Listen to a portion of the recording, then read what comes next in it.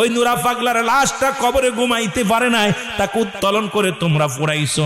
তোমার গায়ে শক্তি ছিল, ক্ষমতা ছিল, বিচার করো নাই। আল্লাহর আদালতে আপনারা ধরা পড়ে যাবেন। এই জন্য অনুরোধ করব, যারা এই সমস্ত অপকর্মের সঙ্গে লিপ্ত, যারা মরা মানুষকে উঠাইয়া কবর থেকে উঠাইয়া যারা লাশখানা দুনিয়ার মধ্যে পুড়াইয়া দিছে আগুন দিয়া, বাংলাদেশের কিছু তহিদি জনতা, যদিও আমার সাবজেক্ট ওটা না, তবু কথাগুলো বলতে হয়।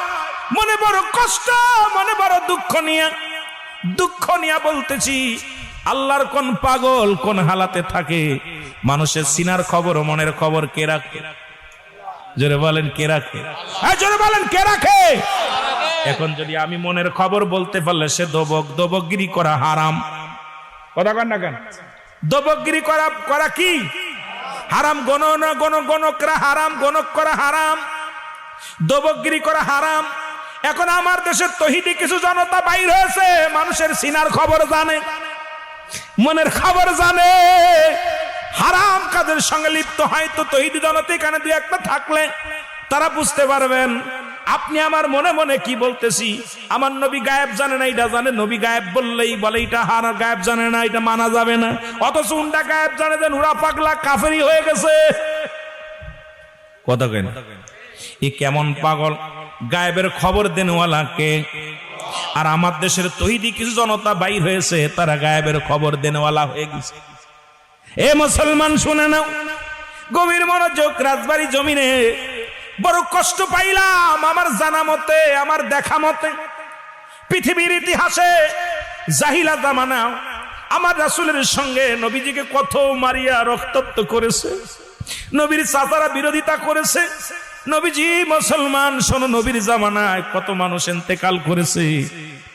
আমার নবীজি একদিন বসে আছে, নবীর সামনে দিয়ে কাফেরের লাশ নিয়ে যাচ্ছে, মরা মানুষের লাশ। রাসূলুল্লাহ লাফ দিয়ে দাঁড়াইলেন। সাহাবীরা বলে, ইয়া রাসূলুল্লাহ আপনি দাঁড়াইলেন কেন? আপনি দাঁড়াইলেন কেন? আমার নবী বলে, ও সাহাবীরা, আমি দাঁড়াইলাম কেন তোমরা জানতে চাও? এই যে লাশ নিয়ে গেল, কয় হুজুর এটা কাফেরের লাশ। না রে না, ও তো যদিও কাফেরের লাশ, ও তো একজন মানুষ। আমি তো কাফেরের জন্য দাঁড়াই নাই, আমি দাঁড়াইছি মানুষের লাশ হিসেবে আমি দাঁড়াইছি। সুতরাং আমার নবী মানুষদেরকে কত ভালোবাসত, কত মায়া করতেন। আমার নবীজি কখনো ঘৃণা করেন নাই। আমার নবী অসংখ্য কাফেররা নবীজির জামানায় মারা গেছেন, নবী জীবিত থাকাকালীনই। কোনোদিন আমার নবী কাউকে পুরানোর হুকুম দেন নাই। আমার নবী কোন লাশকে কবর থেকে উত্তোলন করে পুড়াতে দেন নাই। কারণ লাশের সঙ্গে খবরদার, আমার নবীজি বলছে, এমন কিছু ঘোষণা করেছে, খবরদার মরা মানুষের সঙ্গে এমন ব্যবহার করো না যা তারা কষ্ট পায়। তারা যেন কোন রকম কষ্ট না পায়। তাদের গোসলের দিক, যখন গোসল করাবে সাবধানে করাইবে, যখন কাপন পরাবে সাবধানে করাইবে, যখন তারে কবরে নামাইবে সাবধানে করাইবে। আর আমার দেশে তহিদি জনতা কবর থেকে লাশ উত্তোলন করে পুরায়া দেয়। এর চাইতে কষ্ট আর দুনিয়ার মধ্যে থাকে না। আমার বাবারা, বন্ধুরা, আমার গভীর মনোযোগ।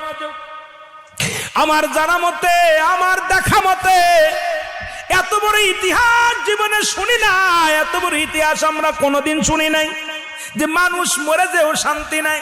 দুনিয়ার মধ্যে থাকলে অন্যায় করলে তার বিচার আদালত করবে।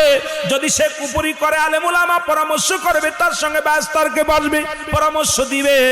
ইন্তেকালের পরে বিচারের দায়িত্ব কার? মরার পরে বিচারের দায়িত্ব কার? মরার পরে বিচারের দায়িত্ব আমার আল্লাহর। কিন্তু তহিদি জনতা এখন এই দায়িত্বটা নিয়ে নিছে। তহিদি জনতা এখন দায়িত্ব নিছে বিচার করার। কারণ মরেও শান্তি নাই, আবার কেমনে তহিদি জনতা হয়? আমি বাংলাদেশের প্রশাসনের কাছে, বাংলাদেশের এখন বর্তমান সরকার বাহাদুরের কাছে একটা করজোরে দাবি করব, যাদের কাছে মৃত্যু লাশ নিরাপত্তা নাই, যাদের কাছে মরার পরে শান্তি নাই, মরার পরে লাশ হয়েও যদি ঘুমাইতে না পারে, এই মানুষগুলোর অচিরেই বিচার করা লাগবে। নয় তো আপনাদের উপরে গজব আসবে, আল্লাহর গজব আপনাদের উপরে আসবে। যারা এখন নেতৃত্বে আছেন, যারা দেশের এখন বড় বড় কর্তা হস হিসেবে আছেন, আপনাদেরকে বলে যায়, এর বিচার যদি জমিনের মধ্যে আপনারা না করেন, আল্লাহর দরবারে আদালতে হিসাব দিতে পারবেন না। এই বিচারের কাঠগড়ায় যেদিন দাঁড়াবেন, আল্লাহর কসম করে বলি, তাদের বিচার করতে হবে, নাই আল্লাহর আদালতে ধরা পড়তে হবে। আপনাদের জোরে বলেন ঠিক কিনা?